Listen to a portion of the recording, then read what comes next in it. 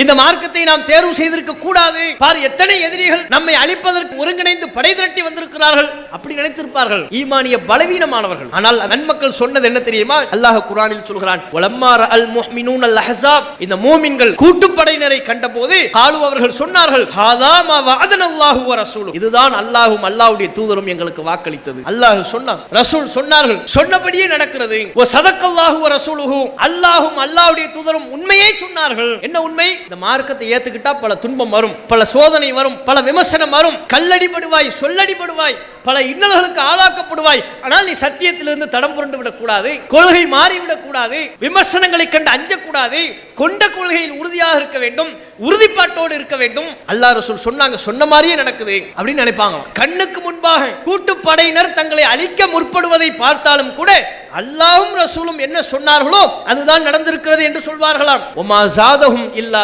ஈமான வ தஸ்லீமா, அவர்களுக்கு அந்த காட்சி, எல்லாரும் அவர்கள் அழிக்க முற்பட வந்த கூடிய அந்த காட்சி அவர்களுக்கு இறை நம்பிக்கையை அதிகப்படுத்தியது, கட்டுப்படுதலை அதிகப்படுத்தியது. அதை தவிர வேறு எந்த பாதிப்பும் அவர்களுக்கு ஏற்படவில்லை என்று அல்லாஹ் சொல்கிறார். அஸ்ஸலாமு அலைக்கும் வரஹ்மத்துல்லாஹி வபரகாத்துஹு. கண்ணியத்திற்குரிய எல்லாம் உள்ள அல்லாஹ்வின் நல்லடியார்களே, இறுதி வரை ஏகத்துவம் என்கிற தலைப்பு வழங்கப்பட்டிருக்கிறது. இறுதி வரை என்றால் அதனுடைய பொருள் என்ன? ஏகத்துவம் என்றால் என்னவென்பதை நாம் அனைவரும் அறிந்து வைத்திருக்கிறோம். அல்லாஹ் ஒருவனைத்தான் வணங்க வேண்டும், அல்லாஹ்வை தவிர வேறு யாரையும் வணங்கக்கூடாது. அல்லாஹ் ஒருவனுக்குத்தான் எல்லா விதமான வணக்க வழிபாடுகளையும் செலுத்த வேண்டும். இறைவனுக்கு இருக்கக்கூடிய ஆற்றல்களில் எது ஒன்றும் அல்லாஹ்வினால் படைக்கப்பட்டிருக்கிற மனிதர்களுக்கு இருப்பதாக கருதிவிடக்கூடாது. இந்த கொள்கையை ஏற்று அதன்படி செயல்படுவதுதான் ஏகத்துவம். இந்த ஏகத்துவத்தை இறுதி வரை நாம் நம்முடைய வாழ்க்கையில் கடைபிடிக்க வேண்டும். இறுதி வரை என்றால் நம்முடைய மரணம் வரை இந்த கொள்கையின்படி நாம் செயல்பட வேண்டும். மரணம் வரை நாம் இந்த கொள்கையை கடைபிடிக்க வேண்டும் என்பதற்கு அல்லாஹும் அல்லாஹுடைய தூதரும் ஏராளமான அறிவுரைகளை, உபதேசங்களை நமக்கு எடுத்து சொல்கிறார்கள். பொதுவாக முஸ்லிம்களாகிய நம்மை பொறுத்தவரை அன்றாடம் நாம் என்ன செய்து கொண்டிருக்கிறோமோ அதை மட்டுமே நாம் கவனம் செலுத்துவோம். இப்போ நம்ம என்னவா இருக்கிறோம்? இப்போ நாம் ஒரு கொள்கைவாதியாகத்தானே இருக்கிறோம். இப்போது நாம் தர்காக்களுக்கு செல்வதில்லை தானே. இப்போ அவுலியாக்களை பற்றி நாம் தவறான அடிப்படையில் அவரிடத்தில் போய் பிரார்த்தனை செய்வதில்லை தானே. இப்போது நாம் தொழுகிறோம், இப்போது நாம் நோன்பு நோக்கிறோம் என்று எல்லாவற்றையும், நம்முடைய செயல்பாடுகள், வணக்க வழிபாடுகள் எல்லாவற்றையுமே இப்போது நாம் என்ன நிலையில் இருக்கிறோமோ இதை வைத்து கொண்டு தான் நாம் முடிவு செய்வோம், இதை வைத்து கொண்டு தான் நாம் கணக்கீடு செய்வோம். இப்போ சரியாக இருக்கிறோம் அப்படின்னு நம்ம நினைப்போம். ஆனால் ஒரு முஸ்லிமை பொறுத்தவரை இப்போது நாம் என்னவாக இருக்கிறோம் என்பதை மட்டும் கவனத்தில் கொண்டால் பத்தாது, அது போதாது. அதை தாண்டி இப்போது நாம் சரியான கொள்கையில் இருப்பதைப் போல, இப்போது நாம் சரியாக வணக்க வழிபாடுகளை தொடர்ந்து செய்வதைப் போல எப்போதும் இருக்க வேண்டும். குறிப்பாக மரணம் வரை இந்த கொள்கையில் நான் இருக்க வேண்டும், மரணம் வரை இந்த தொழுகை என்னிடத்தில் இருக்க வேண்டும், மரணம் வரை நான் அல்லாஹ்வை மட்டுமே வணங்கியவனாக இருக்க வேண்டும் என்று இஸ்லாம் நமக்கு சொல்லித் தருகிற அனைத்தையும் நம்முடைய மரணம் வரை கடைபிடிப்பதற்கு நாம் முயற்சிக்கிறோம். மௌத்தா போகும்போது நம்ம எப்படி இருக்கிறோம், நம்முடைய உடலிலிருந்து உயிர் பிரிகின்ற தருவாயில் நாம் எப்படிப்பட்ட முஸ்லிமா இருக்கிறோம், அதுதான் கவனிப்பு. அல்லாஹ்விடத்தில் அதுதான் கவனிப்பு. ஆரம்ப காலகட்டத்தில் நீங்கள் இந்த மார்க்கத்துக்காக வேண்டி கஷ்டப்பட்டிருப்பீங்க, உங்கள் ஊரில் ஒரு பள்ளிவாசல் அமைய வேண்டும் என்பதற்காக பாடுபட்டிருப்பீங்க, நன்மையான காரியங்களுக்காக வேண்டி ஏராளமான பொருளாதாரங்களை வாரி வழங்கியிருப்பீர்கள். இதுவெல்லாம் துவக்க கால செயல்பாடுகளாக இருக்கலாம். அல்லாஹ் அதற்கு உரிய கூலி தர போதுமானவன்.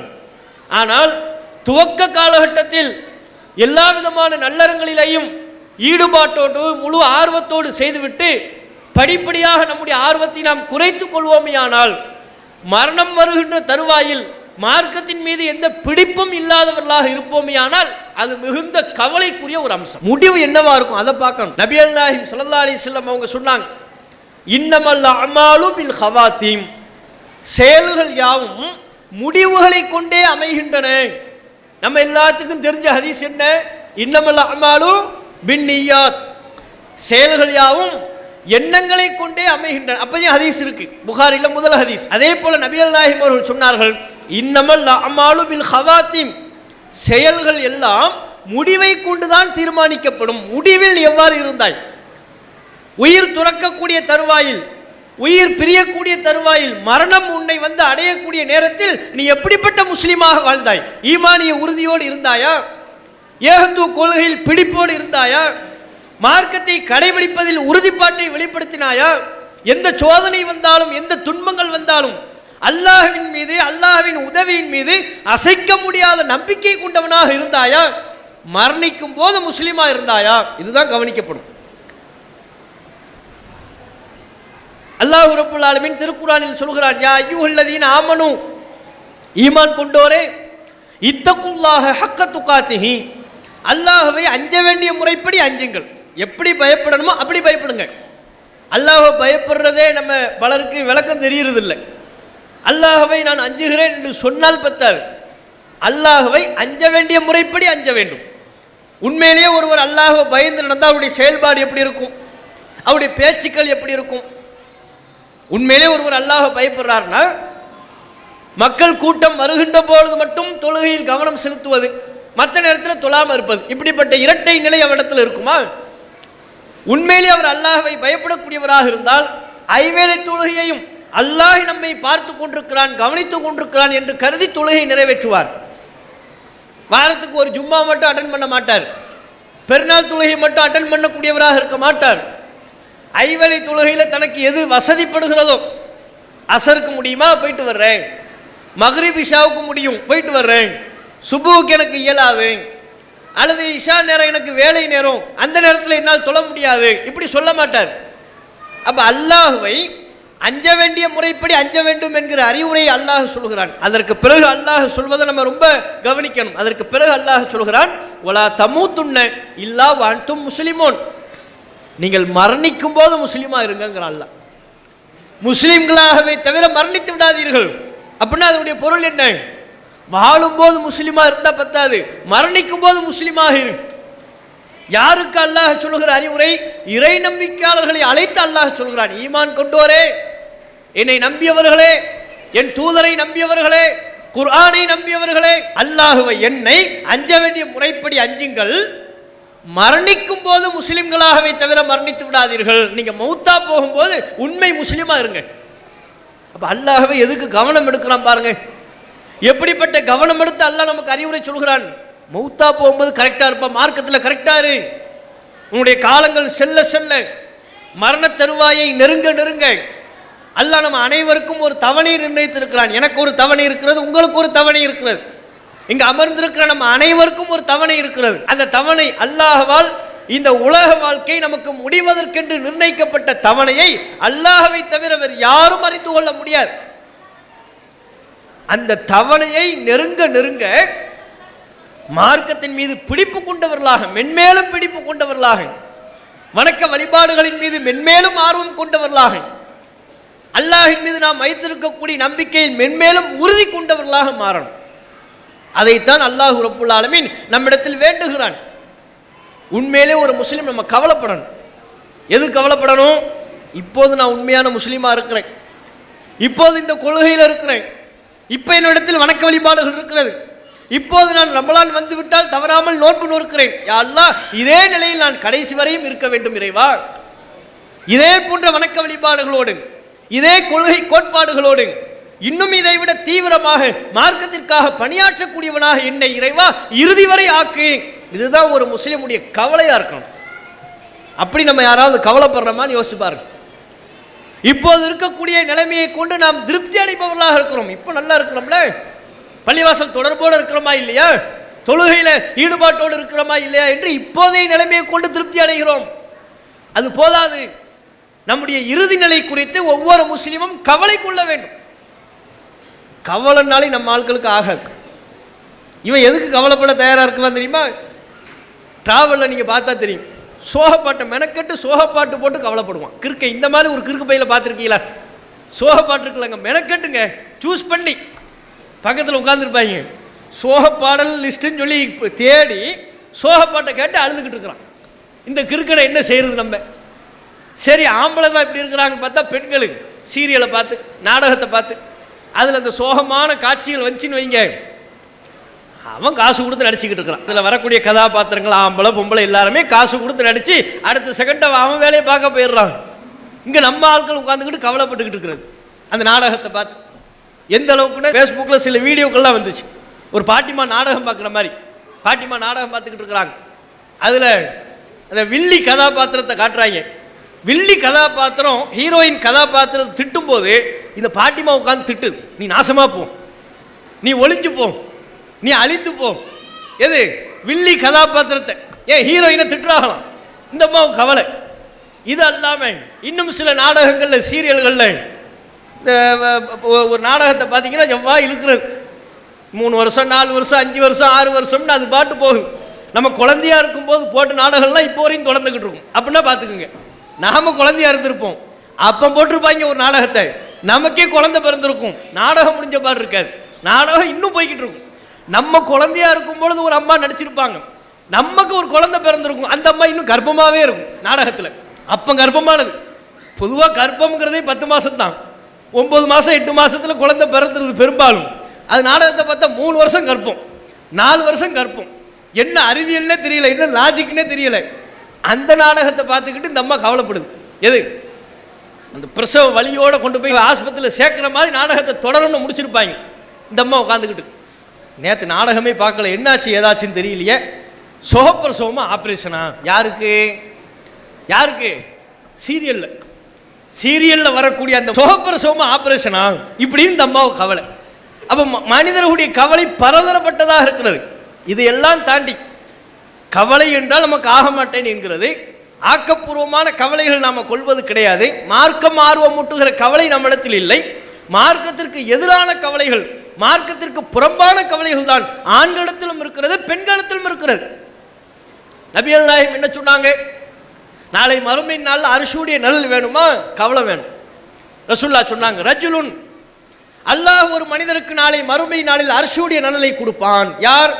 ذكرல்லாஹ ஹாலியன் ஃபஃபாதத் ஐனாஹ், தனிமையில் இருந்து கொண்டு அல்லாஹ்வை எண்ணி பார்த்து அழுது தன்னுடைய கண்களில் இருந்து கண்ணீரை வடிப்பானையானால் அந்த அடியானுக்கு அவன் ஆணாக இருந்தாலும் பெண்ணாக இருந்தாலும் நாளை மறுமை நாளில் அல்லாஹ்வுடைய அரிசின் நிழல் உண்டு. அல்லாஹ்வை எண்ணி பார்த்து கவலையோடு கண்ணீர் விடுகிற அடியார்களுக்கு நாளை மறுமை நாளில் அல்லாஹ் அரிசியுடைய நிழலை கொடுக்குறான். இஸ்லாமிய மார்க்கத்தில் ஆக்கப்பூர்வமான இந்த கவலைகளுக்கு பெரும் பங்கு இருக்கிறது, பெரும் மதிப்பு இருக்கிறது, பெரும் கூலி இருக்கிறது. அது மாதிரி முஸ்லிம்கள் நாம நம்முடைய இறுதி நிலை குறித்து கவலைப்படணும். யா அல்லாஹ், என்னுடைய இறுதி நிலை முடிவை நல்லபடி ஆக்கித்தா யா அல்லாஹ், இந்த கொள்கையிலே என்ன இருக்க செய்யா அல்லாஹ் கேட்கணும். இறை தூதர்களுக்கே கவலை ஏற்பட்டிருக்குங்க, நம்மெல்லாம் ஏமாத்துறோம். இறை தூதர்கள்னா யாரு? ஏகத்துவம் என்று சொன்னால் அந்த ஏகத்துவ கொள்கை மக்களுக்கு மத்தியில் வாத பிரதிவாதங்களோடு ஆக்கப்பூர்வமாகவும் ஆணித்தரமாகவும் எடுத்து சொன்ன ஒரு இறை தூதர் என்றால் உடனே நம் நினைவிற்கு வருவது யார்? இப்ராஹிம் அலைஹிஸ்ஸலாம். அவர்களை பற்றி அல்லாஹ் திருக்குர்ஆனில் சொல்கிறான், வஸ்ஸாபிஹா இப்ராஹிமு பனீஹி வ யாக்கூப். இப்ராஹிமும் யாக்கூபும் தம்முடைய பிள்ளைகளுக்கு அறிவுரை சொன்னார்கள். இப்ராஹிம் நபி யாரு? எப்பேற்பட்ட இறை தூதர்? அவங்க தம் பிள்ளைக்கு அறிவுரை சொல்றாங்க. யாக்கூப் அலைஹிஸ்ஸலாம் அவர்கள் தம்முடைய பிள்ளைகளுக்கு அறிவுரை சொல்கிறார்கள். இப்ராஹிம் அலைஹிஸ்ஸலாம் அவர்களுக்கும் யாக்கூப் அலைஹிஸ்ஸலாம் அவர்களுக்குமான உறவு என்ன? எப்படி இஸ்மாயில் அலைஹிஸ்ஸலாம் அவங்க இப்ராஹிம் நபியினுடைய ஒரு மகனோ, அது மாதிரி இஸ்ஹாக் என்கிற பெயர் கொண்டவரும் யாரு? இப்ராஹிம் அலைஹிஸ்ஸலாம் அவங்களுடைய புதல்வர் மகன். இப்ராஹிம் அலைஹிஸ்ஸலாமுடைய மகன் இஸ்ஹாக் அவருடைய பிள்ளை தான் யாரு? யாக்கூப் அலைஹிஸ்ஸலாம் அவங்க. யாக்கூப் அலைஹிஸ்ஸலாத்தினுடைய பிள்ளை யாரு? யூசுப் அலைஹிஸ்ஸலாம் அவங்க. நபிமார்களின் வரலாறுகளை கேட்டால் யோசிப்போம், நம்ம சமூகத்தினுடைய நிலையை சொல்றோம். இந்த நபிக்கும் இவருக்கும் என்ன உறவுன்னு கேட்டால் அப்படியே முழிச்சுக்கிட்டு இருப்போம். இதுவே ஒரு சினிமா நடிகனுடைய பேரை சொல்லி இந்த சினிமா நடிகனின் மருமகன் யாருன்னு கேட்டீங்கன்னு வைங்க, கரெக்டாக சொல்லிடுவார். இவருக்கு எத்தனை பிள்ளைகள்? ஆம்பளை பிள்ளை 2, பொம்பளை பிள்ளை 3, ஒரே போடு. என்னமோ ஒரு பக்கத்து வீட்டில் இருக்கிற மாதிரி. நம்ம ஒரு கேள்வி கேட்டால் அங்கேருந்து 10 பதில் வரும். ரொம்ப நான் எல்லாத்தையும் டீட்டெயிலாக சொல்லி, எனக்கு ஒரு 10 நிமிஷம் டைம் தாங்க, டீட்டெயிலாக சொல்லிடுறேன். இந்த நளினுடைய இத்தனைக்கு பிள்ளைங்க, முதல் பிள்ளைக்கு கல்யாணம் அங்கே ஆச்சு, அது டைவர்ஸ் ஆயிடுச்சு, 2வது பிள்ளைக்கு கல்யாணம் இங்கே, அதுவும் டைவர்ஸ் ஆச்சு, இப்போ 3வது அங்கே கல்யாணம் பண்ணிட்டு தான் இருக்கிறாங்க. புட்டுன்னு வச்சிருவார் வரலாறு. ஒரு நபிமார்களுடைய வரலாறு பற்றி கேட்டோம்னா நம்ம சமூகத்தில் உள்ளவர்கள், நம்ம இங்குள்ள மக்களை சொல்லலை, பொதுவாக நம்ம சமூகத்தினுடைய ஆர்வத்தை பற்றி சொல்றோம். மார்க்க விஷயத்தில் அப்படி பின்தங்கிய கிடக்கிறோம். அப்ப அல்லாஹ் ரப்பல் ஆலமீன் சொல்கிறான், வ வஸாபிஹா இப்ராஹீமு பனீஹி வ யாக்கூப், இப்ராஹீமும் யாக்கூபும் தம் பிள்ளைகளுக்கு அறிவுரை சொன்னார்கள். அவங்க வாரிசுகளே நபிமார்களினுடைய வாரிசுகள்ங்க. இப்ராஹிம் நபி ஒரு நபி, அவங்க பிள்ளை இஸ்மாயில் ஒரு நபி, இஸ்ஹாக் ஒரு நபி, இஸ்ஹாக்குடைய மகன் யாக்கூப் அவங்க ஒரு நபி, யாக்கூபுடைய மகன் யூசுப் அவங்க ஒரு நபி. அவங்க வழித்தோன்றல் எப்படிப்பட்ட வழித்தோன்றல்? நபிமார்களின் வாரிசுகளை கொண்ட வழித்தோன்றல். அந்த இப்ராஹிம் அலைஹிஸ்ஸலாம் அவங்க தாம் பிள்ளைகளுக்கு சொல்றாங்க, யா பனிய இன்னல்லாஹ ஸ்தஃபா லக்குமுத்தீன் ஃபலா தமூதுன்ன இல்லா வ அன்தும் முஸ்லிமூன். எனது அருமை புதல்வர்களே, அல்லாஹ் உங்களுக்கு இந்த மார்க்கத்தை தந்திருக்கிறான், இந்த மார்க்கத்தில் அல்லாஹ் உங்களை தேர்வு செய்திருக்கிறான். ஃபலா தமூதுன்ன இல்லா வ அன்தும் முஸ்லிமூன், முஸ்லிம்களாகவே தவிர மரணித்து விடாதீர்கள். அல்லாஹ் உங்களுக்கு இந்த மார்க்கத்தை கொடுத்திருக்கிறான், இந்த கொள்கையை கொடுத்திருக்கிறான், இந்த தௌஹீதை தந்திருக்கிறான். இந்த தௌஹீதிலேயே மௌத்தா போங்கப்பா, முஸ்லிமாகவே மரணித்து விடுங்கள். நீங்கள் மரணிக்கின்ற பொழுது உண்மை முஸ்லிமாக இருங்கள். யாருடைய கவலை? ஒரு இறை தூதரின் கவலை. யாரை பற்றி? தம்முடைய பிள்ளைகளை பற்றி. இறை தூதர்களின் வாரிசுகளை பின்புலமாக கொண்ட தம்முடைய பிள்ளைகள் குறித்து இப்படிப்பட்ட கவலையை இப்ராஹிம் அலைஹிஸ்ஸலாம் அவங்க முன்வைக்கிறார்கள் என்றால், நபி யாக்கூப் அலைஹிஸ்ஸலாம் அவர்கள் இந்த கவலையை கொள்கிறார்கள் என்றால் நாம எம்மாத்திரம். அதற்கு அடுத்தபடியாக அல்லாஹ் சொல்கிறான், இது ஹதர யாக்கூபல் மௌத், யாக்கூப் அலைஹிஸ்ஸலாம் அவர்களுக்கு மரணம் வருகின்ற பொழுது இது காலலி பனீஹி, தம்முடைய பிள்ளைகளை எல்லாம் அழைத்து கேட்டார், மா தஅபுதூன மின் பஅதி, எனக்கு அப்புறம் யாரை வணங்குவீங்க சொல்லுங்கன்னார். தனக்கு மௌத்து, தன்னுடைய மரண நேரம். இதற்கு பிறகு தம்முடைய பிள்ளைகளுக்கு பெரிதாக அறிவுரை சொல்ல வாய்ப்பு கிடைக்காது. தன்னுடைய இறுதி அறிவுரையாக பிள்ளைகள் அழைத்து கேட்கிறார், எனக்கு பிறகு நீங்கள் யாரை வணங்குவீர்கள்? கொள்கை குறித்து கேட்கிறார்.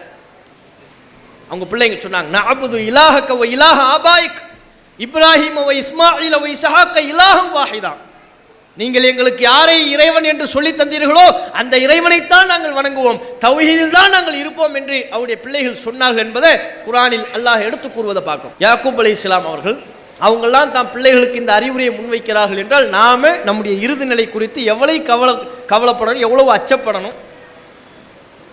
இறுதி நேரத்தில் நாம் முஸ்லிமாக இருக்க வேண்டும் என்றால் கொள்கையை நம்முடைய வாழ்வில் செயல்படுத்துவதற்கு அல்லாஹும் அல்லாஹுடைய தூதரும் எவ்வாறு வாழ சொன்னார்களோ அதன் வழி நடப்பதற்கு என்ன இடையூறுகள் வந்தாலும் என்ன சோதனைகள் வந்தாலும் அதையெல்லாம் பொருட்படுத்தாம அல்லாஹ்வுக்கு தான் நான் கட்டுப்படுவேன், நபிக்கு தான் நான் கட்டுப்படுவேன் என்று முன்னிலைப்படுத்தணும்.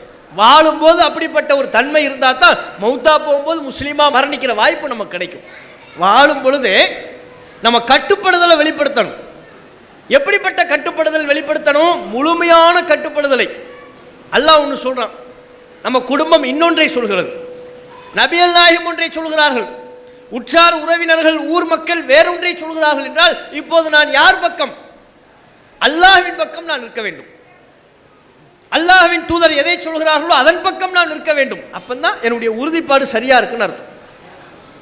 இந்த உறுதிப்பாட்டோடு இந்த உலகத்தில் வாழுகின்ற காலத்தில் இப்படிப்பட்ட உறுதிப்பாட்டோடு நான் வாழ்ந்தால்தான் மரணிக்கின்ற பொழுது உண்மை முஸ்லிமாக மரணிக்கிற வாய்ப்பை அல்லாஹ் நமக்கு தரும்.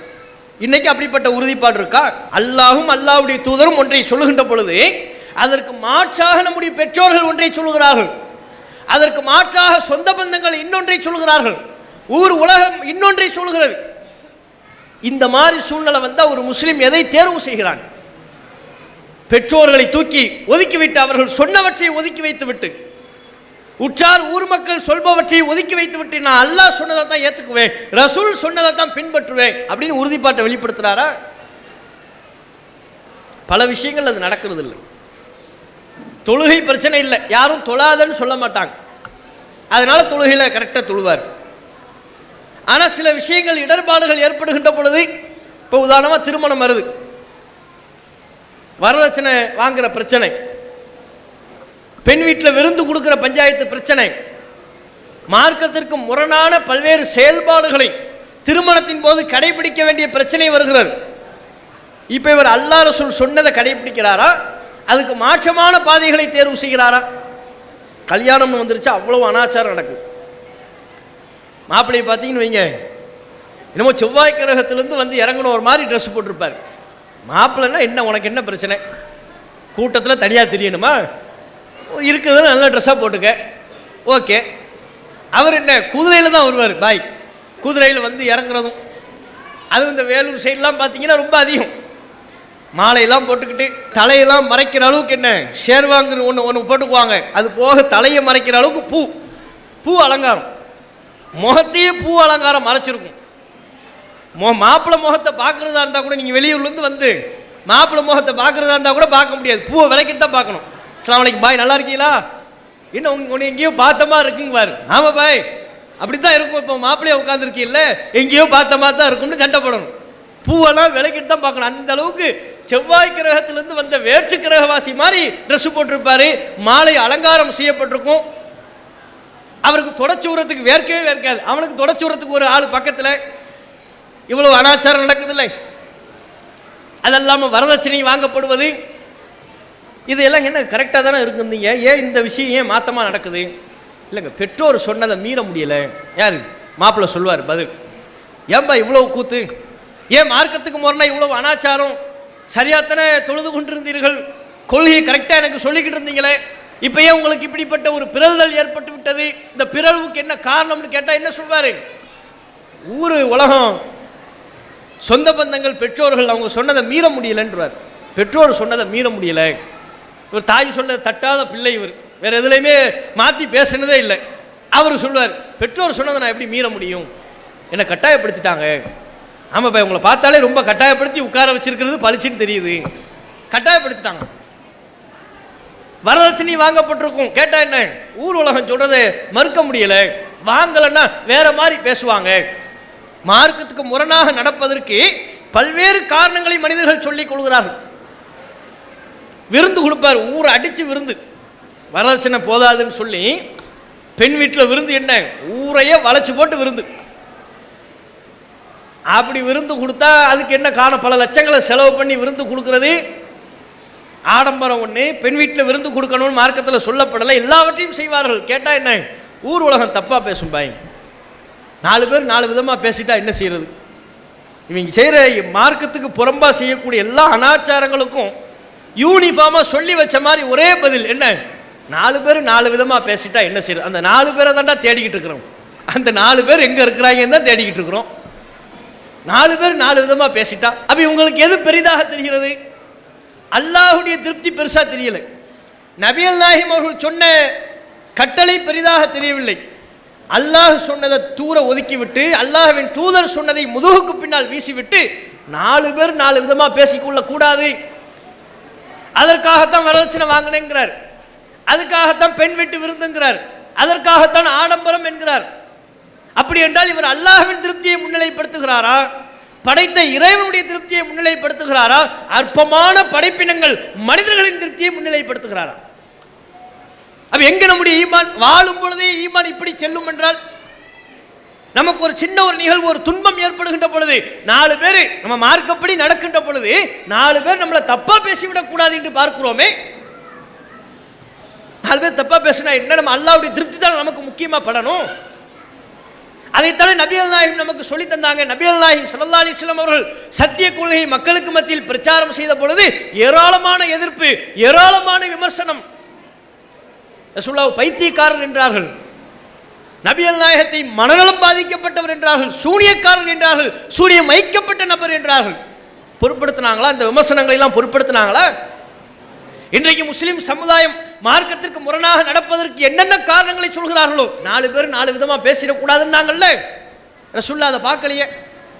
நீ என்னமும் பேசிக்கொள், எனக்கு அல்லாஹ்வின் திருப்தி தான் முக்கியம் என்று சொல்லி சத்திய பாதையில் நடைபோட்டார்களே. அப்படிப்பட்ட ஒரு சமூகத்தை தானே உருவாக்கினார்கள். அப்படிப்பட்ட நன்மக்களை தானே சஹாபாக்களாக நபிகள் நாயகம் ஸல்லல்லாஹு அலைஹி வஸல்லம் அவர்கள் பரிணமிக்க வைத்தார்கள். அல்லாஹ்வுடைய திருப்தி தான் எனக்கு வேணும், மனிதர்களின் திருப்தி எனக்கு தேவையில்லை. அல்லாஹ் சொன்ன ஒன்றுக்காக நான் எவ்வளவு கஷ்டப்பட்டாலும் பிரச்சனை இல்லைன்னாங்களே. பிலால் அவர்கள் இந்த சத்திய மார்க்கத்தை ஏற்றுக்கொண்டதற்காக பிரச்சாரம் செய்ததற்காக அல்ல, முஸ்லிம் என்று தன்னை அறிவிப்பு செய்ததற்காக ஏராளமான இன்னல்கள் அவருடைய உடல்களின் மீது கட்டவிழ்த்து விடப்பட்ட பொழுது 4 பேர் 4 விதமா பேசிவிடக் கூடாது என்று பிலால் அவர்கள் பார்த்தார்களா? அத்தனை கஷ்டங்களையும் அத்தனை துன்பங்களையும் இந்த மார்க்கத்திற்காக அவர்கள் பொறுத்துக் கொள்ளவில்லையா, சகித்துக் கொள்ளவில்லையா? தன்னுடைய உடலின் மீது படக்கூடிய வேதனைகளையே அவர் பொறுத்து கொண்டார் என்றால் நாம் அற்பமான வார்த்தைகளை விமர்சனங்களை பொறுத்து கொள்ள மாட்டோம் என்கிறோம். பிலால் ஆகட்டும், அம்மார், சுமையா, இது போன்ற இஸ்லாமிய வரலாறுகளில் பதிக்கப்பட்டிருக்கிற ஏராளமான நபித்தோழர்களின் வரலாறு நமக்கு சொல்வது என்ன? இந்த மார்க்கத்துக்காக வேண்டி அவ்வளவு கஷ்டப்பட்டாங்க, அவ்வளவு சிரமங்களை சந்திச்சாங்க, அவ்வளவு விமர்சனங்களை ஏற்றுக்கொண்டார்கள், எதிர்கொண்டார்கள், கலங்கவே இல்லை. அல்லாஹ் ரப்புல் ஆலமீன் திருக்குர்ஆன்ல அவர்கள் குறித்து ஒரு வசனத்தில் சொல்கிறான், வலம்மா ரஅல் முஃமினூன அல் அஹ்ஸாப், மூமின்கள் இறை நம்பிக்கையாளர்கள் கூட்டுப்படையினரை கண்ட பொழுது, அவங்க இஸ்லாமியர்கள் மூமின்களா இருக்கிறாங்க, மூமின்களை அழிக்கணும், முஸ்லிம்களை அழிக்க வேண்டும் என்பதற்காக எல்லோரும் கைகோர்த்து கொண்டு ஒரு படையை தயார் செய்து முஸ்லிம்களை தாக்க வருகிறார்கள், முஸ்லிம்களை அழிக்க வருகிறார்கள். அந்த காட்சியை பார்க்குறாங்க. யார் பார்க்குறாங்க? முஸ்லிம்கள் பார்க்குறாங்க. அப்படி நம்ம பார்த்தோம்னா நமக்கு என்ன ஃபீல் வரும்? இன்றைக்கு சொல்கிறார்களே, திருமணத்தை நபி வழிக்கு மாத்தமாக நடத்திவிட்டு ஊர் மக்கள் வேறு விதமாக பேசிவிடக்கூடாது என்று ஊர் மக்களின் மீது பழியை போடுகிறார்களே, அப்படிப்பட்டவர்களாக அவர்கள் இருந்திருப்பார்களே, ஆனால் என்ன பதில் வந்திருக்கு? கூட்டுப்படையினரை கண்டுவிட்டால் நம்ம தப்பா மார்க்கத்தை சூஸ் பண்ணிட்டோம், இந்த மார்க்கத்தை நாம் தேர்வு செய்திருக்க கூடாது, பார் எத்தனை எதிரிகள், நம்மை அழிப்பதற்கு எவ்வளவு எதிரிகள் ஒருங்கிணைந்து படை திரட்டி வந்திருக்கிறார்கள், அப்படி நினைத்திருப்பார்கள் ஈமானிய பலவீனமானவர்கள். ஆனால் நன்மக்கள் சொன்னது என்ன தெரியுமா? அல்லாஹ் குர்ஆனில் சொல்கிறான், வலம்மா ரஅல் முஃமினூன அல் அஹ்ஸாப், இந்த மூமின்கள் கூட்டுப்படையினரை கண்டபோது காலு, அவர்கள் சொன்னார்கள், ஹாதா மா வஅதனல்லாஹு வ ரசூலுஹு, இதுதான் அல்லாஹ்வும் அல்லாஹ்வுடைய தூதரும் எங்களுக்கு வாக்களித்தது. அல்லாஹ் சொன்னான், ரசூல் சொன்னார்கள், சொன்னபடியே நடக்கிறது. வ ஸதக்கல்லாஹு வ ரசூலுஹு, அல்லாஹ்வும் அல்லாஹ்வுடைய தூதரும் உண்மையை சொன்னார்கள். என்ன உண்மை? இந்த மார்க்கத்தை ஏத்துக்கிட்டா பல துன்பம் வரும், பல சோதனை வரும், பல விமர்சனம் வரும், கல்லடிபடுவாய், சொல்லடிபடுவாய், பல இன்னல்களுக்கு ஆளாக்கப்படுவாய். ஆனால் நீ சத்தியத்திலிருந்து தடம் புரண்டு விடக்கூடாது, கொள்கை மாறிவிடக்கூடாது, விமர்சனங்களை கண்டு அஞ்சக்கூடாது, கொண்ட கொள்கையில் உறுதியாக இருக்க வேண்டும், உறுதிப்பாட்டோடு இருக்க வேண்டும். அல்லாஹ் ரசூல் சொன்னாங்க, சொன்ன மாதிரியே நடக்குது அப்படின்னு நினைப்பாங்களாம். கண்ணுக்கு முன்பாக கூட்டுப்படையினர் தங்களை அழிக்க முற்படுவதை பார்த்தாலும் கூட அல்லாஹ்வும் ரசூலும் என்ன சொன்னார்களோ அதுதான் நடந்திருக்கிறது என்று சொல்வார்களாம். ஒமா ஜாதஹும் இல்லா ஈமானவ் வ தஸ்லீமா, அவர்களுக்கு அந்த காட்சி, எல்லாரும் அவர்கள் அழிக்க முற்பட வந்த கூடிய அந்த காட்சி அவர்களுக்கு இறை நம்பிக்கையை அதிகப்படுத்தியது, கட்டுப்படுதலை அதிகப்படுத்தியது. அதை தவிர வேறு எந்த பாதிப்பும் அவர்களுக்கு ஏற்படவில்லை என்று அல்லாஹ் சொல்கிறார். சோதனையை கண்ணுக்கு முன்னால பார்க்கும்போது ஈமான் அவர்களுக்கு அதிகரிக்கிறது. சோதனையை கண்ணுக்கு முன்னால பார்க்கும் பொழுது மேலும் மேலும் அவங்க அல்லாஹ்வுக்கு கட்டுப்படக்கூடியவர்களாக மாறுகிறார்கள். அப்படின்னா எப்பேற்பட்ட உறுதிப்பாடு, எப்படிப்பட்ட உறுதிப்பாடு இருந்திருந்தால் இப்படி? இன்னைக்கு நம்ம சர்வ சாதாரண அற்பமான விஷயங்களுக்கு, அது திருமணமாக இருந்தாலும், தர்கா கூடாது என்று சொல்லக்கூடிய விஷயமா இருந்தாலும், அவுலியாக்களுக்கு மகான்களுக்கு சக்தி இல்லை, அவர்களும் நம்மை போன்ற மனிதர்கள் தான் என்று சொல்லக்கூடிய நிகழ்வாக இருந்தாலும், இதையெல்லாம் சொல்லிட்டோம்னா நம்மளை பற்றி என்ன நினைப்பாங்க? நம்மளை தனிச்சு பார்ப்பாங்க, நம்மளை ஒதுக்கிடுவாங்க, சொந்த பந்தங்கள் நம்மளை சேர்க்க மாட்டாங்க, நம்மளோட இலகுவா பழக மாட்டார்கள், இப்பெல்லாம் நம்ம நினைக்கலாமா? கண்ணுக்கு முன்பாக அவர்களை அழிக்க வந்த கூட்டத்தினரை பார்த்த போது கூட ஈமான் அவர்களுக்கு அதிகரித்திருக்கிறது என்றால், அற்பமான விஷயங்களுக்கெல்லாம் நாம் கொண்டிருக்கிற ஈமானில் சறுக்கி விடலாமா? நம்ம யோசிச்சு பாருங்க. ரசூலுல்லாஹ்வுடைய காலத்தில் ஒரு சம்பவம் நடக்குது. நபிகள் நாயகம் ஸல்லல்லாஹு அலைஹி வஸல்லம் அவங்க இடத்துல பக்கத்தில் கிராமத்திலிருந்து ஒருத்தர் வர்றார். ரசூலுல்லாஹ்வை சந்திக்கிறாங்க. அவர் அதுவரையிலும் இஸ்லாத்தை ஏற்கலை. அப்பந்தான் வர்றாங்க, ரசூலுல்லாஹ்வை சந்திக்கிறாங்க, இஸ்லாத்தை பற்றி டவுட்டு கேட்குறாங்க. எங்களுக்கு இஸ்லாத்தை எடுத்து சொல்லுங்க என்கிறார்கள். இஸ்லாம் குறித்து அவர்களுக்கு சொல்லப்படுகிறது. சொல்லப்பட்டால் இஸ்லாத்தை ஏற்றுக்கொண்டு விட்டார். அங்கே ரசூலுல்லாஹ்வுடைய கையை பற்றி பிடித்து அஷ்ஹது அன் லா இலாஹ இல்லல்லாஹ் கலிமா சொல்லிட்டார். சொல்லிட்டு தன்னுடைய கிராமத்துக்கே, மதீனாவிலிருந்து சற்று தொலைவு கிராமத்துக்கே போயிட்டார். கொஞ்ச காலத்துக்கு அப்புறம் நபிகள் நாயகம் ஸல்லல்லாஹு அலைஹி வஸல்லம் அவர்களுக்கு சில கனிமத்து பொருட்கள் கொண்டு வருகின்ற பொழுது அதை பங்கிட்டு கொடுக்குறாங்க. ரசூலுல்லாஹ் பொருட்கள்லாம் ரசூலுல்லாஹ்வுக்கு முன்னால் வந்து குவிக்கப்பட்டிருக்கும்.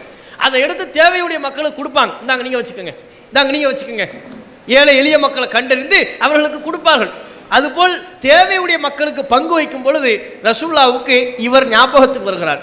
இந்த கிராமவாசி ஒருத்தர் வந்தார், இஸ்லாத்தை புதுசாக ஏற்றுக்கிட்டாரு, அவருக்கு ஏதாவது கொஞ்சம் கொடுப்போம் அப்படின்னு ஒரு பங்கை ஒதுக்கி, இந்தாங்க இது அவருக்கு, அன்றைக்கு கிராமத்திலிருந்து வந்து இஸ்லாத்தை ஏற்றுக்கொண்டாரு, இது அவருக்கான பங்கு, இதை அவரிடம் போய் ஒப்படையுங்கள் என்று சஹாபாக்கள்கிட்ட கொடுத்துட்டாங்க.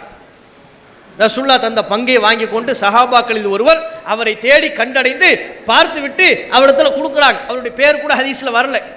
தோழரே, இந்தாங்க இது ரசூலுல்லாஹ் உங்களுக்குன்னு தந்த பங்கு, ஹாதா கிஸ்முன் கஸமலக்கன் நபியு ஸல்லல்லாஹு அலைஹி வஸல்லம், இது நபிகள் நாயகம் தங்களுக்கென்று ஒதுக்கீடு செய்திருக்கிற பங்கு, இந்தாங்க வச்சுக்கங்கன்னு கொடுத்தாங்க. கொடுத்தா அவர் வாங்கல, வாங்க மாட்டேன்ட்டார். வாங்க மறுத்தது மட்டுமல்லாம அவர் ஒரு கேள்வியை எழுப்புகிறார், நபிகள் நாயகம் இந்த பொருளாதாரத்தை எனக்கு ஏன் தருகிறார், என்ன நோக்கம்? அப்ப நான் இந்த பொருளாதாரத்திற்காக மார்க்கத்தில் வந்தேன் என்று நினைத்தாரா? அவர் வார்த்தையை பாருங்க. அப்ப இந்த காசு பணத்துக்காக வேண்டிதான் நான் மார்க்கத்துக்கு வந்தேன் நினைக்கிறாரா? கொண்டாங்க இந்த பொருளாதாரத்தை என்று வாங்கி கொண்டு நேராக நபியை வந்து சந்திக்கிறார். நபிகள் நாயகத்திடம் அந்த பொருளாதாரத்தை திருப்பி ஒப்படைக்கிறார்.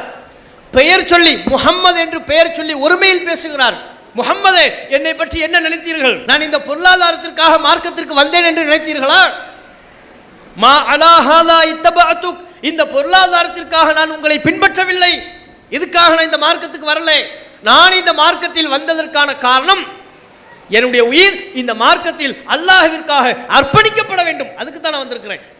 நீங்க கொடுத்து அனுப்புற இந்த காசு பணம்லாம் எனக்கு தேவையில்லை, நீங்களே வைத்துக் கொள்ளுங்கள்னு சொல்லிட்டு போயிட்டார். பேசவே இல்லை. ரசூலுல்லாஹ் எந்த மறுபேச்சும் பேசலை. ரசூலுல்லாஹ்வுடைய பதிலையும் அவர் எதிர்பார்க்கல. வந்தாரு, பொருளாதாரத்தை திருப்பி ஒப்படைச்சாரு. இதெல்லாம் எனக்கு தேவையில்லை, இதுக்காக நான் வரலைன்னாரு.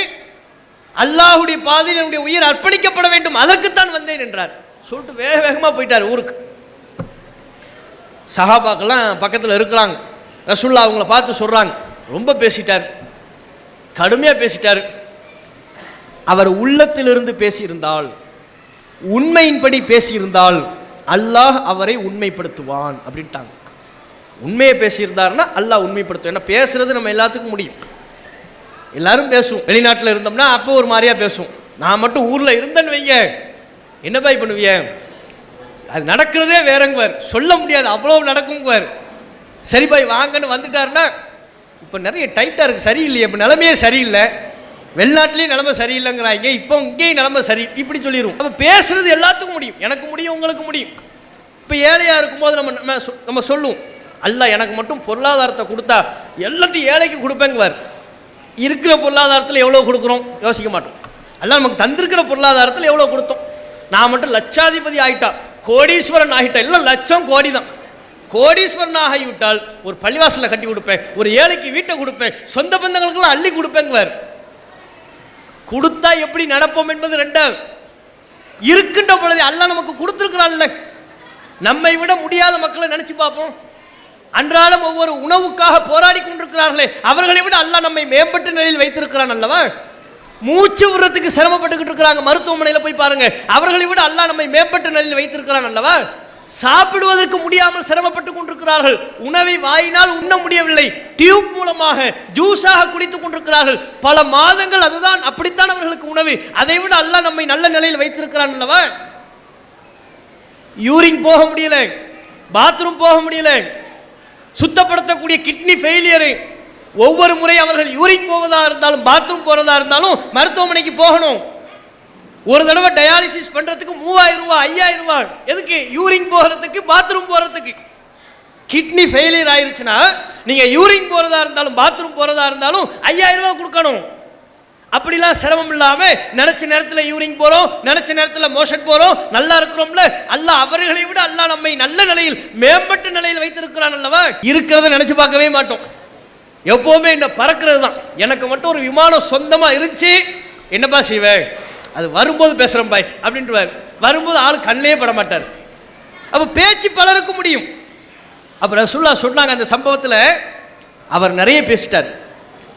உண்மையை பேசியிருந்தால், உள்ளத்திலிருந்து பேசியிருந்தால் அல்லாஹ் அவரை உண்மைப்படுத்துவான் சொல்லிட்டாங்க.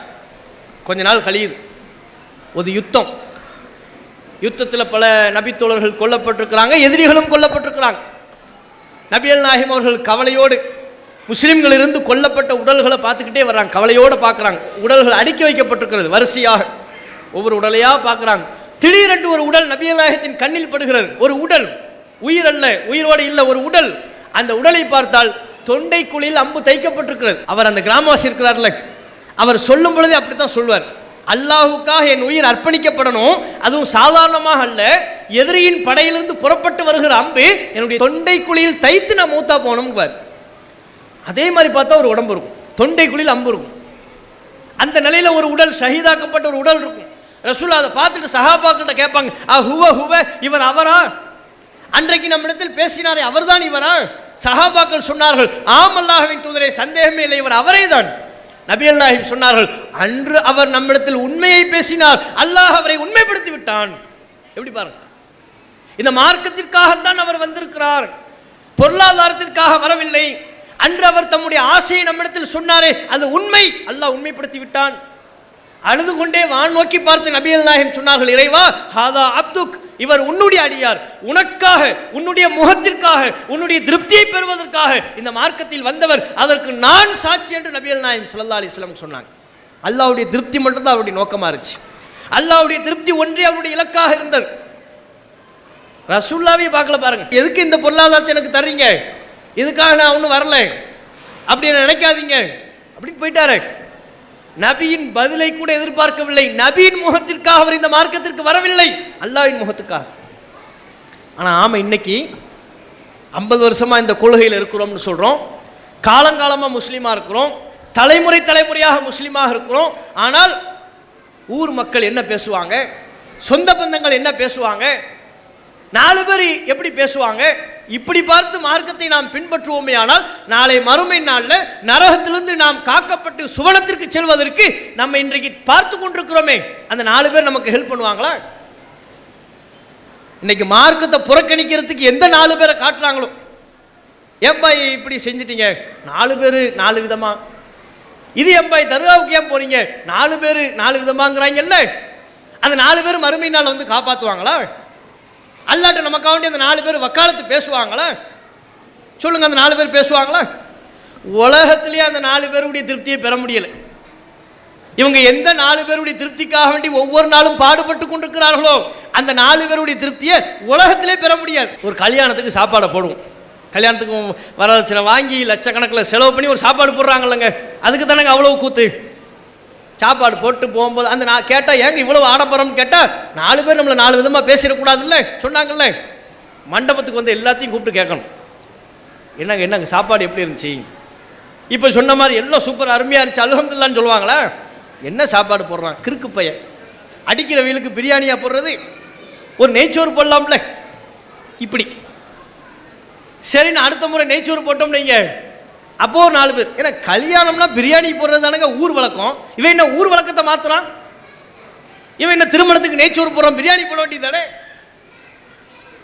என்னடா இப்படி குழப்பறாங்க, அதுவும் வேண்டாம் இதுவும் வேண்டாம், பேசாம என்ன ஒயிட் ரைஸ் வெறுஞ்சோறு போட்டுரும், பருப்பு ரசம் மீன் ஒயிட் ரைஸ் அப்படி போட்டோம்னா அப்போ ஒரு 4 பேர் வருவாங்க. இவங்க சொல்ற அதே 4 பேர்,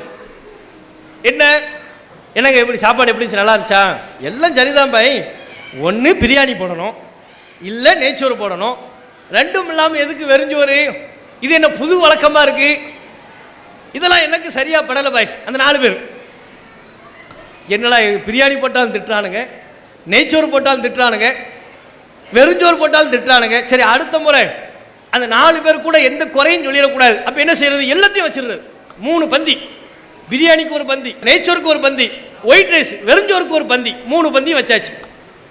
இப்போ 4 பேர் மாஷா அல்லாஹ் அல்ஹம்துலில்லாஹ் கை கொடுத்துட்டு முஆனகா பண்ணி கட்டி தழுவி பாராட்டிட்டு போவாங்களா? அப்போ அந்த 4 பேர் நிற்பான், அது வேற 4 பேர் நிற்பான். எப்படி அவங்களை கேட்டு, என்னங்க திருப்தியா இருந்துச்சா, கரெக்டா இருந்துச்சா, சரியில்லை பாய், ஏன் பண திமிரு கொழுப்புல ஆடுறான், ஏதாவது ஒன்று தானே போடணும், ஒன்று பிரியாணி போடு, இல்லை வெறுஞ்சோறு போடு, இல்லை நெய்ச்சோறு போடு, அதை நான் 3த்தையும் போட்டு நான் இப்போ எதை சாப்பிடுவேன் எனக்கு ஒரு குழப்பம் வருது இல்லை, பண திமிரு பாய், கொழுப்பு, பணத்தை வீண் விரயம் பண்றாங்க, இஸ்ராப் பண்றாங்க, ஏதாவது ஒன்று போட்டிருக்கலாம்ல இப்படி சொல்லுவாங்க. மனிதர்களுடைய திருப்தியை தேடி நம்ம போனோம்னா சாவர வரையிலும் திருப்தியை பெறவே இயலாது, மனிதர்கள் திருப்திப்படுத்த முடியாது. ஆனால் படைத்த இறைவன் ரப்புல் ஆலமீன் அல்லாஹ்வை நாம் திருப்திப்படுத்த எண்ணினால் மிக இலகுவாக திருப்திப்படுத்த இயலும், சிரமமே இல்லாமல் அல்லாஹ்வை திருப்திப்படுத்த முடியும். அல்லாஹ் ஒருவனை மட்டும் வணங்கினால் அல்லாஹ்வுடைய திருப்தி, ரசூலுல்லாஹ்வுக்கு கட்டுப்பட்டா அல்லாஹ்வுடைய திருப்தி, ஆடம்பரம் இல்லாமல் திருமணத்தை நடத்தினால் அல்லாஹ்வுடைய திருப்தி, சாப்பிடும்போது பிஸ்மில்லாஹ் சொல்லிட்டா போதும் அல்லாஹ் உன்னை திருப்தி கொள்கிறான் என்று நபி அல்லாஹிம் ஸல்லல்லாஹு அலைஹி வஸல்லம் அவங்க சொல்லி தராங்க. அப்ப இந்த விமர்சனம், யார் என்ன சொல்வாங்க, அவர்கள் அப்படி சொல்லிவிட்டால் இவர்கள் இப்படி சொல்லிவிட்டால், இதையெல்லாம் விட்டொழிக்கணும். இந்த சிந்தனையே ஒரு முஸ்லிமிடத்தில் இருக்கக்கூடாது. ஒரு முஸ்லிமை பொறுத்தவரை அவன் மரணிக்கும் வரையிலையும் அல்லாஹ்வுடைய திருப்தியை இலக்காக கொண்டு பயணிக்கணும். அல்லாஹ்வுடைய திருப்தி தான் முக்கியம். அல்லாஹ் என்னை திருப்திப்பட வேண்டும், அதற்கு என்னுடைய செயல்பாடுகளை நான் எப்படி அமைத்துக் கொள்வது, அதற்கு என்னுடைய வணக்க வழிபாடுகளை நான் எப்படி அமைத்துக் கொள்வது, இன்னும் எந்தெந்த விதத்தில் நான் மேம்பட வேண்டும், அப்படித்தான் நம்ம நினைக்கிறோம். பாருங்க, இறுதியாக மூசா அலைஹிஸ்ஸலாம் அவர்களுக்கும் சூனியக்காரர்களுக்கும் போட்டி நடந்துச்சு. அல்லாஹ்வுடைய உத்தரவின் பேரில் மூசா அலைஹிஸ்ஸலாம் அவர்கள் மூலமாக அற்புதம் நடைபெற்ற பொழுது சூனியக்காரர்கள்லாம் சஜிதாவில் விழுந்துட்டாங்க. அவங்க சொன்னாங்க, காலு ஆமன்னா பி ரப்பில் ஆலமீன் ரப்பி மூசா வ ஹாரூன், அகிலத்தாரின் இறைவனாகிய அல்லாஹ்வை நாங்கள் நம்பிக்கை கொண்டோம், மூசா மற்றும் ஹாரூன் எந்த இறைவனை சொல்கிறார்களோ அந்த இறைவனை நம்பிக்கை கொண்டோம்னு சொன்னாங்க. உடனே ஃபிரௌன் கேட்குறான், ஆமன்தும், உடனே அவரை நம்பிக்கை கொள்கிறீர்களா? நான் உங்களுக்கு இன்னும் அனுமதி அளிக்கவில்லை, நான் தான் உங்களை கூட்டு வந்தேன் மூசாவோட போட்டி போடுறதுக்கு, என்ன அனுமதி பெறாம நீங்க ஈமான் கொள்றீங்களா? உங்களை மாறுகால் மாறுகை வாங்கிடுவேன், உங்களை சிலுவையில் அறைந்து விடுவேன், அச்சமற்று இருக்கிறீர்களா, பயம் இல்லாமல் இருக்கிறீங்களான்னு மிரட்டுறான் ஃபிரௌன். அப்பதான் உங்க இஸ்லாத்துக்கே வந்திருக்கிறாங்க, நல்லா கவனிக்கணும். அப்போதான் அவர்கள் இஸ்லாத்திற்கு வந்தார்கள்.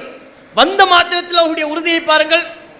ஃபிரௌன் என்கிற ஒரு கொடுங்கோல் மன்னன், மிக பெரும் ஆட்சியாளன், சர்வாதிகாரம் படைத்தவன், உங்களை உயிரோடு புதைத்து விடுவேன், மாறுகால் மாறுகை வாங்கி விடுவேன் என்று மிரட்டிய பொழுது பயப்படலை, உறுதியோடு சொன்னார்கள், ஃபக்லிமான் தக்கால், நீ என்ன சொல்லணுமோ சொல்லிக்க, இன்னமா தக்லி ஹாதிஹில் ஹயாத்தத் துன்யா, நீ இந்த உலகத்தில் தானப்பா தீர்ப்பளிக்க போகிறாய், எங்களை கொல்லணும் சொல்லி இந்த உலகத்தில் தீர்ப்பு கொடுப்பேன், உலகத்தில் தானே எங்க வாழ்க்கை முடியும். ஆனால் நாளை மறுமையில் நாங்கள் வெற்றி பெற வேண்டும் என்றால் உன்முகத்தை நாங்கள் பார்க்க தயாரில்லை, எங்களை படைத்த இறைவன் அல்லாஹ்வுடைய முகத்தை தான் நாங்கள் பார்ப்போம். அப்ப அல்லாஹ்வுடைய திருப்திக்கு அவர்கள் முன்னிலைப்படுத்திய காரணத்தினால்தான் ஃபிரௌன் என்கிற ஒரு கொடுங்கோல் மன்னன் எதிர்த்த போது கூட, மிரட்டிய போது கூட அதற்கு பயப்படாம கொண்ட கொள்கையில உறுதியா இருந்தாங்க. நாமும் நம்முடைய உள்ளத்துல அல்லாஹ்வுடைய திருப்தியை உள்ளத்தில் ஏந்தி விட்டால் எனக்கு வேற யார் திருப்தியும் தேவையில்லை, அல்லாஹ்வுடைய திருப்தி தான் ஃபர்ஸ்ட், அதுக்கப்புறம் தான் பெற்றோர்கள், அதற்கு பிறகுதான் சொந்த பந்தங்கள், அதற்கு பிறகுதான் நண்பர்கள், அதற்கு பிறகுதான் உற்றார் உறவினர்கள். இப்படி நாம் வரிசைப்படுத்திக் கொள்வோம். ஆனால் இந்த அடிப்படையில் அல்லாஹ்வையும் அல்லாஹ்வுடைய தூதரையும் நாம் முன்னிலைப்படுத்தினால் நாளை மறுமையின் நாளில் வெற்றி பெறுகிற நன்மக்களாக இருப்போம். இப்படி நாம் இந்த உலகத்தில் வாழுகின்ற பொழுது நம்முடைய செயல்பாடுகளை வெளிப்படுத்தினால்தான் மரணிக்கின்ற பொழுது முஸ்லீமாக மரணிக்கிற வாய்ப்பு கிடைக்கும்.